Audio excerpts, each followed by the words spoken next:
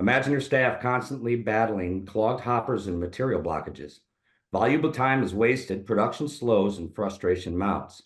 Air cannons offer a solution that goes beyond simply clearing clogs. They act as a force multiplier, freeing up your workforce to focus on what truly matters. By automating the process of clearing blockages, air cannons eliminate the need for manual intervention. Your team is no longer tied down by stoppages, allowing them to tackle higher value tasks. This can involve focusing on quality control, preventive maintenance, and even taking on additional product lines. Furthermore, air cannons potentially reduce the overall manpower needed to maintain smooth operation. This translates to cost savings and more strategic allocation of your workforce. Imagine the possibilities: increased staff productivity, improved equipment utilization, and a safer work environment. Air cannons are not just about clearing clogs. They're about empowering your workforce to reach its full potential by automating a tedious and potentially dangerous task and basically unlocking greater efficiency and productivity across your entire operation. Some may be familiar with our air cannons or an air cannon solution, and some this may be a new concept for a flow aid solution. Either direction, we'll be able to address any questions and answer what we can to help your operation improve by using air cannons as a force multiplier. So as we go through our timeline, kind of introducing you to where Martin Engineering became into the air cannons back in 1974, we had an external valve initially with a single air line. That was basically the way air cannons ran, was a negative power firing system with a single air, normally open solenoid, constant airflow. When the air shuts off, a quick exhaust valve disperses the pressure behind the piston, causing the cannon to fire. Known technology, through advancements and listening to our customers on what they were looking for, we started getting into more high temp applications. So we went from 1974 big blaster to what we called an internal valve. Again, going after some of the high temp applications, all moving parts within that valve assembly, tried to encase those. And then as we moved even further down the timeline in the 90s, we basically innovated the XHV and the XHV Tornado. The XHV was a single airline, normally open solenoid.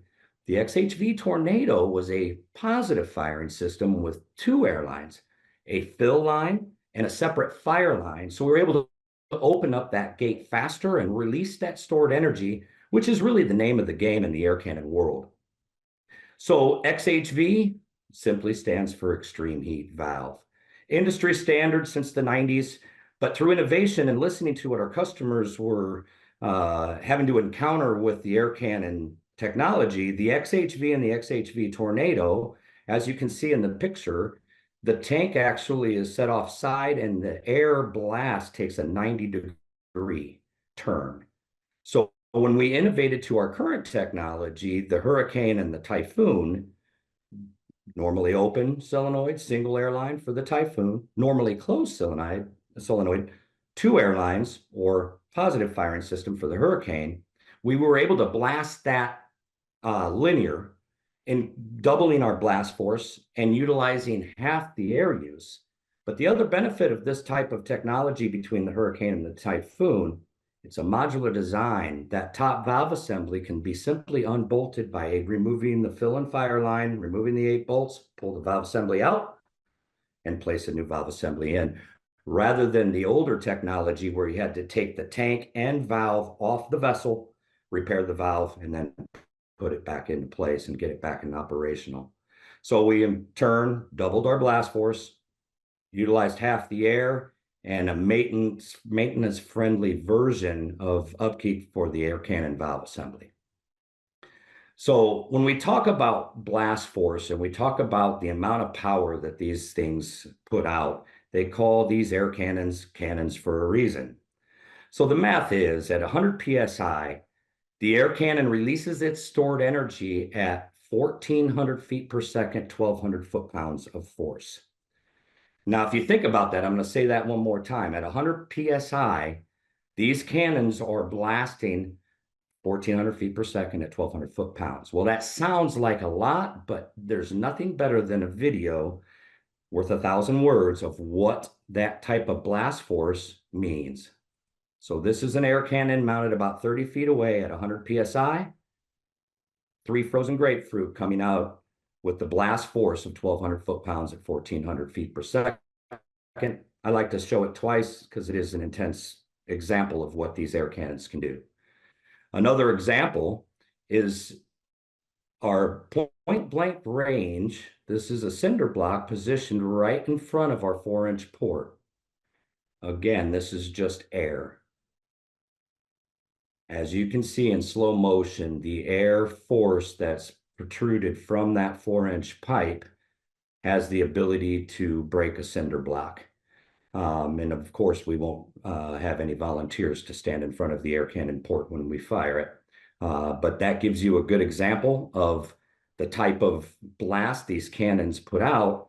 And then it also talks about how we have different types of nozzles where we can shape that blast and attack slopes with the fan jet and so on. So there's a lot of versatilities to how we can utilize our cannons and get them to be the solution that you're looking for.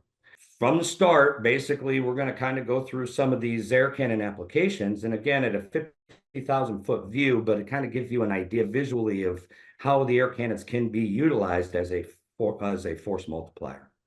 This particular application, pictures of material buildup. This is a typical head box for a conveyor with a head pulley and belt cleaners. As the material is coming off that belt, it's accumulating on the bottom dribble chute of that transfer as that material is coming through off the conveyor. And as time goes by, that will slowly close off and choke off that discharge point, causing manual intervention, whether it be air lances, pits, hammers, whatever you need to do to clear that out. Some of these material can get very solid where you need chipping hammers to get that material out. So what we simply do is we install cannons to do a sequential blast, whether it's one cannon or a couple cannons, to actually clear that out without manual intervention. And this is where I introduce my colleague, Mike Masterson. Mike, can you kind of explain what the trouble was here and what the solutions and the story behind this particular picture? Oh yeah, thanks, Mike. Hey, this shows basically a picture. Picture gives 1,000 words. So the story behind this is just your typical cone section, and we have multiple flow weights, multiple choices made to try and get material to flow, whether the customer knew or just wasn't ready. But cannons were the last choice. But as you can see from the picture, this might have come with original equipment from the manufacturer of the top aeration line. That's just introducing air on a small portion to help fluidize material so it flows through the cone section. Obviously, that wasn't enough. And then the electromagnetic vibrator was on the lower part of the cone maybe at the choking point, and that didn't work. Those type of vibrators are a lot in common for some of these off-the-shelf cone sections. Next, they had rod-out ports above the flange to help try and get things to move. That wasn't sufficient enough. And then we have Cardox ports for getting fairly aggressive. And in between all of that, we have hammer rash. So all these things were in place, not doing the solution of giving the material flow properties. We put air cannons in. As you can see, there's one right at the choking point from the cone section to vertical, and a couple more for higher elevations of bridging material. With these 3 cannons working on an operation of a push button effect, we can just hit a button and material flows, depending on if it's seasonal, if it's daily, whatever the needs are. Now the cannons are there, but it took a long time for the customer to get to this point, for whatever reasons it may be, lack of education, or just hoping that they were going to do better, or material changes, who knows. But this is the evolution in 6 different steps of flow weight for a cone section, and cannons became the final solution. So as we travel on down the air cannon highway, we are going to go all over the country with these different types of applications. Some of these applications may be familiar to what you have in your own operation, and you may be struggling with certain types of material flow issues. So hopefully we can cover a lot of information here shortly and kind of give you some concepts and ideas to at least think about as air cannons as a possible solution for your problem. This particular case, this is a known problem across the country. It's transfer point drop chutes when you have wet coal. In this particular case is at a coal-fired power plant. A train unloads into a truck dump, and that train's open card all the way from wherever to whatever plant they're delivering it to, weather, rain, moisture. And when they drop that coal between wet and cold or frozen, the air cannons are able to keep the material flowing. In this particular case, they're actually keeping the material through every transfer point to get to the bunker. If they can't get coal to the bunker, they can't feed their mill, which basically burns the coal, turning the steam, turbine. They derate the plant. So having a material flow issue actually can shut down a power plant for them not able to get coal to the plant. And that's what we basically did. But as I go through this photo on the left-hand side, you'll see these fan jet nozzles that we utilize. It's a 30-degree fan jet. What that's doing is it's sweeping this back slope and it's blasting downward toward discharge. Notice I have two nozzles here. So we're domino effect. The lower cannon will fire first. The cannon above that will fire second based on material content and material flow. The timing can be manipulated where you want to fire just enough, but you don't want to fire too often, but you also don't want to fire not enough where you have pluggages. So what we call the sweet spot. But there's another caveat to this picture. If you look at the right side, we have a cannon coming through the floor where we can easily get that valve assembly repaired and replaced if needed. But what we've done here is we've actually put an elbow here and ran that cannon with 4-inch pipe up to the next floor. If we put the cannon directly on the backside of that nozzle, to repair that valve, you'll need to have scaffolding built or use ladders. In this particular case, we can launch that cannon up because of our improved blast force with the newer technology between the Hurricane and the Typhoon. We can compensate by moving that cannon up to where, one, we can repair it. Two, we can move the cannon away from dust infiltration and also high heat. If you have a high heat application, we can actually kick the cannon valve assembly out a little bit. And the questions that's come up is if we launch a cannon 4-inch pipe for 10 feet long, all we're losing is about 5% blast force by just adding 10 foot of pipe. If we add an elbow, it's approximately another 5%. So we lose 10% blast force, but I like to reiterate that video that I showed. The blast force of those grapefruit hitting that target, if I'm losing 10% and I still have my material flow, the blast force is still so extreme, but now I can get the cannon away from the heat, away from the dust, and in a place where we can actually work on it. And in this particular case, this worked out very well.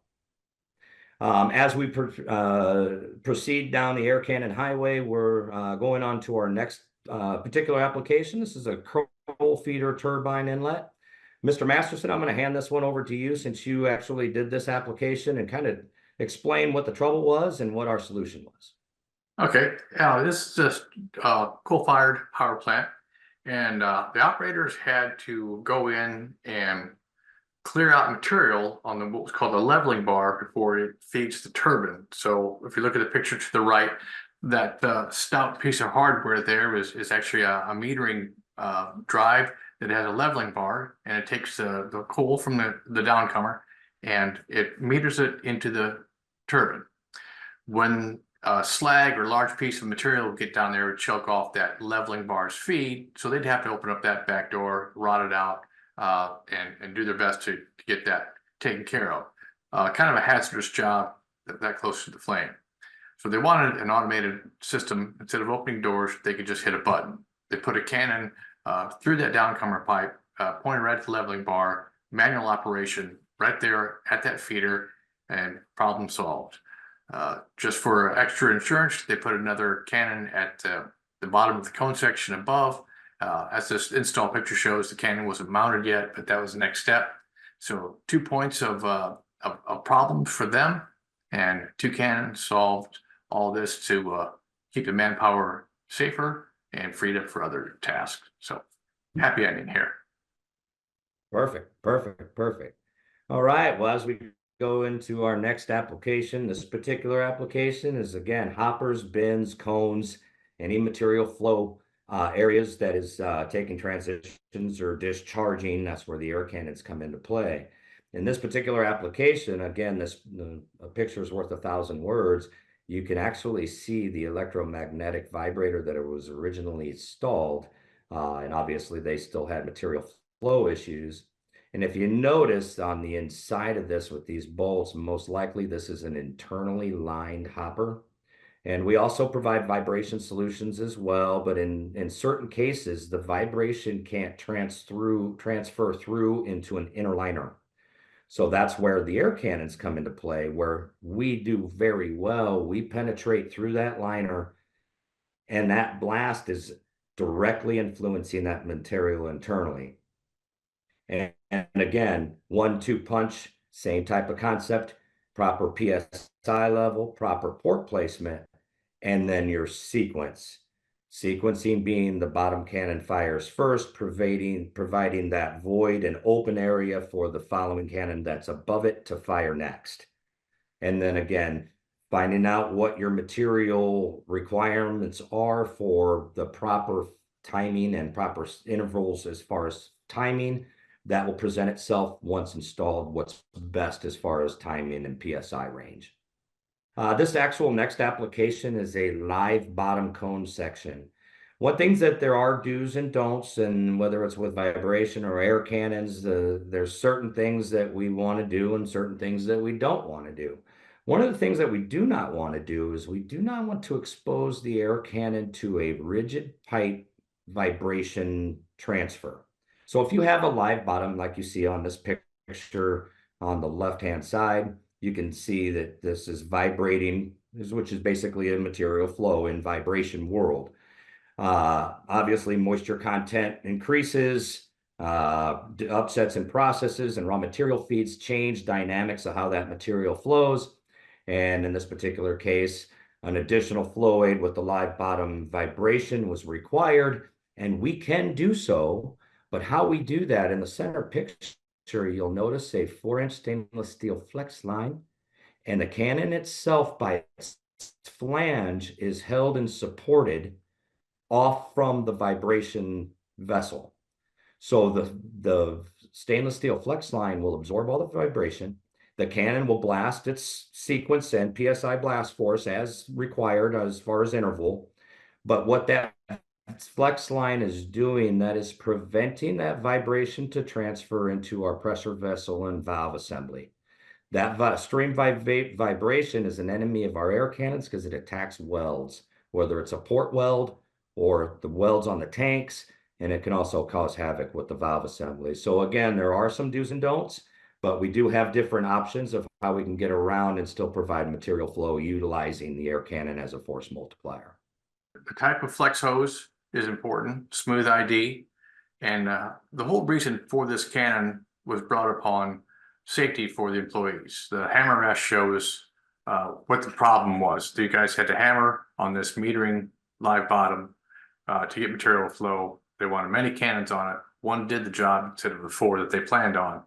But the back injuries from swinging a hammer, the cannon now took away that issue and made a full-time solution with a push button.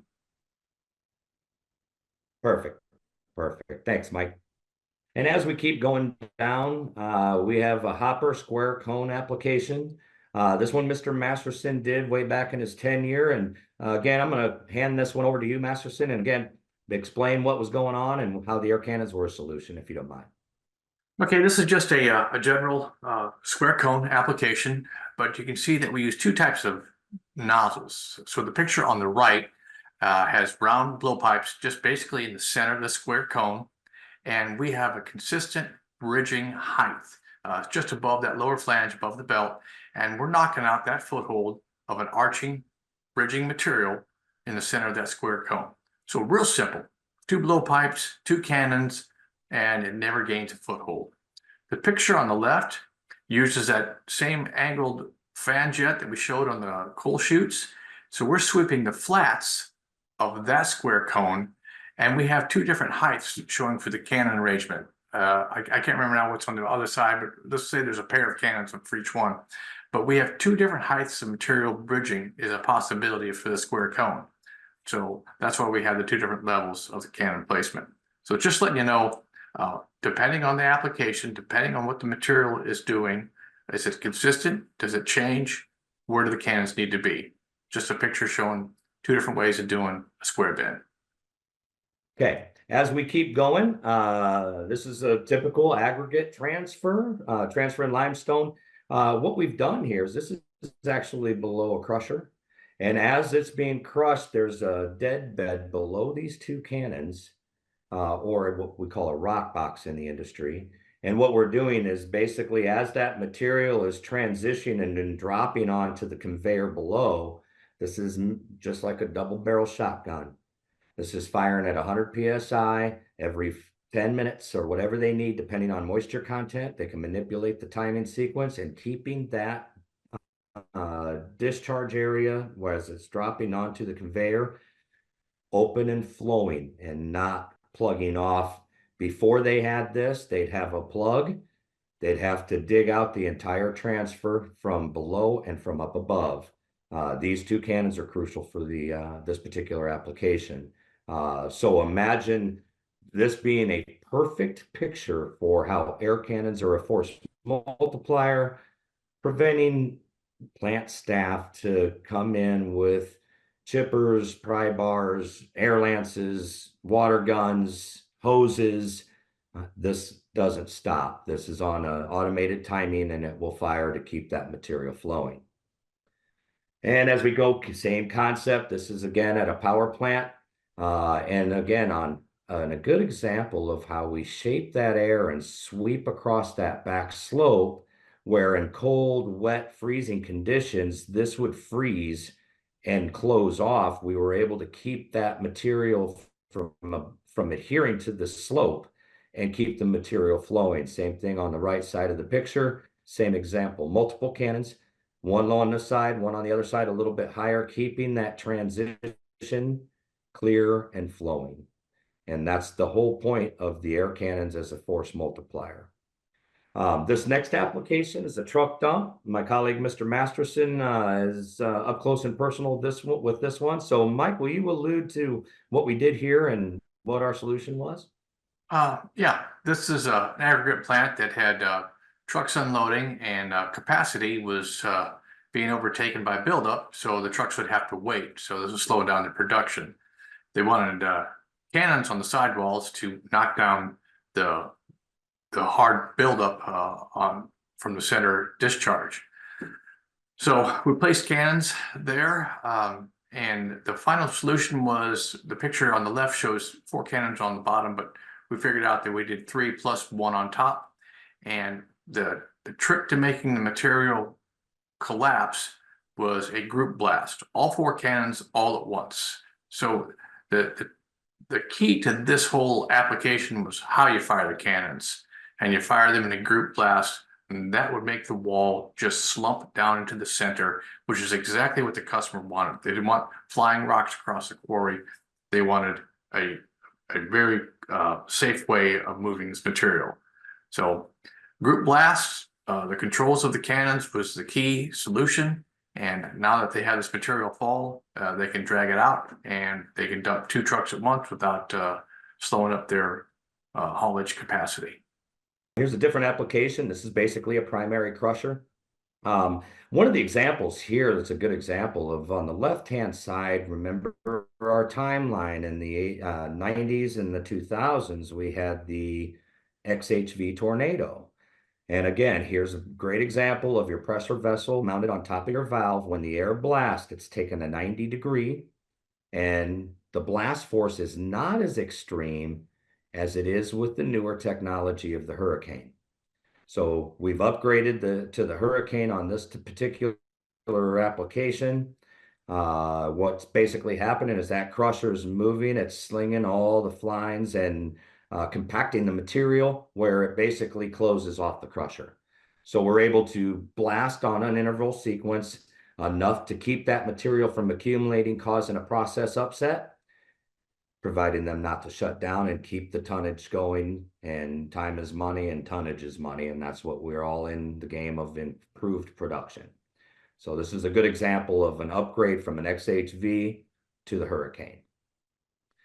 As we go to this next one, this is a copper mine transfer point with Masterson's vast tenure and experience. I'm going to let him elaborate on this particular solution. All right. So yeah, copper ore in Arizona, and they would have the material would choke off the flow, come right up the top flop gate. On the right side, that's the dead bed, the rock box material, and that would get so hard that when they did do a clean out, it was jackhammers to get that concrete buildup out of the way. We're going to put the cannons in the bath of this rock box. They're going to be protected by the material, and they're going to keep blasting, and the material never gets solid. It always stays soft. It keeps no buildup, no foothold, and it gets just pulled on the discharge of the belt. So the cannons on the left show the arrangement, and we have them just pulverizing that dead bed and keeping it from getting solid. The issue is when this goes down, it takes so many hours or sometimes over a day or two to get cleaned out when it chokes off and shuts down the belt. $50,000 an hour, that's a number from 2008. So their number is even higher now. But the operations manager came to this when it was all installed and said, if the cannons work and we don't build up and choke off and have any type of an outage through the weekend, they've paid for themselves. So that's how quick the return on investment was for this application. A little bit extreme, not everybody has that kind of cash flow on the belt, but it was for this case. So the customer, this is a decision they made throughout many transfers at that coal mine. Perfect. Thank you, Mike. This is basically another type of application that air cannons are utilized in a stockpile. What you're seeing on the right-hand screen is above ground where the material is stocked, and you can see the blowpipes, and that plywood is your discharge opening. So what we've done is moved underground on the left-hand side, and these are typical air cannons coming up through the floor and providing a 1-2 punch to expand the stockpile center discharge hole. So instead of rat holing and having capacity issues and flow issues, it keeps that open and stockpile flowing, whether they're pushing up into the stockpile or stacker conveyor dropping on from above. The one thing that I do want to reiterate on this particular application, and kind of in our manual, we talk about a lot of do's and don'ts. One of the things is we do not like air cannons being upside down. Gravity will fall and fill that valve assembly with dust and material infiltration and render the valve inoperable. So any application, we want our air cannons at least horizontal or preferred slightly vertical or vertical to prevent gravity from taking that dust. So there are proper orientations. And in this particular case, we actually have a blind flange. If material does infiltrate this 4-inch pipe, we can simply clean out and start anew if this ends up getting blinded off. And remember, the air cannons are proactive, not reactive. So we want to fire consistently enough to create flow without letting material build up to the point where what we call deadheading. And it's so heavy that the blast can't escape. And in turn, that blast comes back to the valve and can damage the valve. So there was actually a secondary option if we ever had material close off, so we could actually do that without super intervention. But this particular application works successfully and keeps the stockpile flowing. This next application is actually at a foundry. This is where I kind of talk about Martin Engineering's trial options, and not sure if this is going to work, but let's see if we can make this work. So what you're seeing here on the left-hand side is a foundry that is basically has their hot molten metal molding of cast parts. So they cast this hot metal, it goes into these molds, and what it's going through is a rollover station. Now, that rollover station is supposed to dissipate that green sand around those parts. And as it flips, it basically exposes the parts, and one flip should do it. But in this particular case, the problem that the foundry was facing as they did one rollover, the green sand didn't disperse. It held on. So they did another rollover. And by the time it was all said and done, they were at 5 and 6 rollovers trying to remove the parts with the sand built up around those parts. And every time it rolls over, it's like a cage, it would dent those parts. So it was a quality defect in the parts they were making. So through process and education and understanding what they had been dealing with for a problem, what we did through a trial, we mounted 6 cannons right before it rolled over, and we'd fire those and disperse that top coat of green sand when it folded over and rolled over. Problem solved, and they didn't have those continuous rollovers which stink those parts, causing quality defects. Another another solution, again, air cannons as a force multiplier, preventing them to have to slow down production. This next one, biomass feeder. Mr. Masterson did this one a few years ago. Mike, if you don't mind, elaborate on what we did here. This kind of is like back with the coal feeders. It has a leveling bar. Material would choke off on the leveling bar, and the cannons blasted the material out of the way. In this case, back into the mix, and a leveling bar could now meter out the feed for the turbine.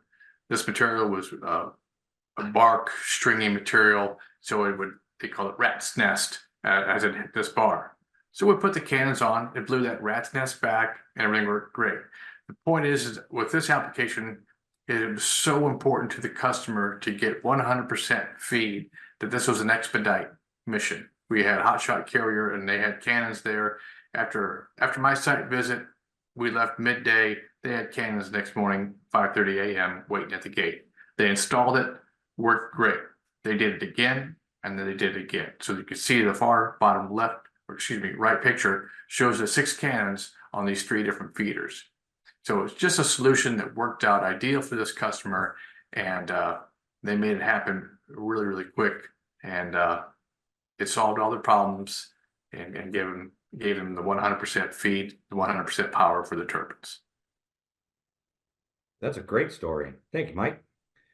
All right, and then this is another one that Masterson did, was a pulp and paper combustion chamber. Keep it going with this one, Masterson. Can you kind of explain This what is you encountered?